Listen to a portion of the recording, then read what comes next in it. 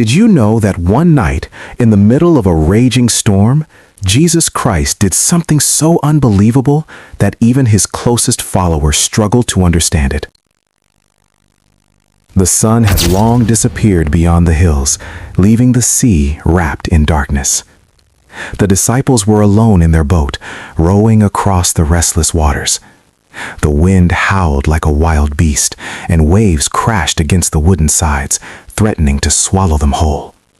These were experienced fishermen, men who knew the sea, but that night, fear crept into their hearts. Hours passed, and the storm only grew worse. Then, just before dawn, something appeared in the distance. At first, it was only a shadow moving across the waves, but as it came closer, the disciples froze in terror.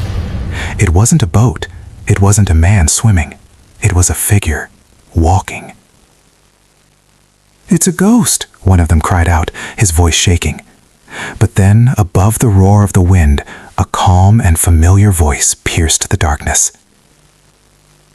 "Take courage, it is I. Do not be afraid." It was Jesus. There he was, walking on the water as if it were solid ground, untouched by the storm, unshaken by the chaos around him. The waves that threatened to destroy the disciples seemed to bow beneath his feet. Among the trembling men stood Peter, bold yet uncertain. His heart raced as he stared at Jesus. "Lord, if it's really you," Peter shouted over the wind, "tell me to come to you on the water." Jesus looked at him and said one simple word: "Come." Without fully understanding what he was doing, Peter stepped out of the boat.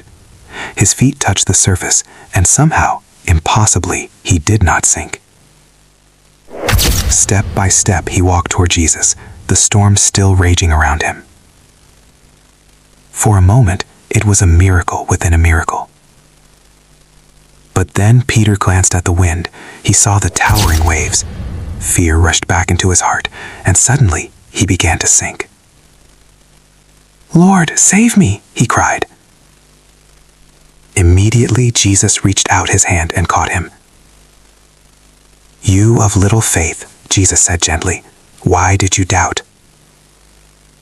Together they climbed back into the boat.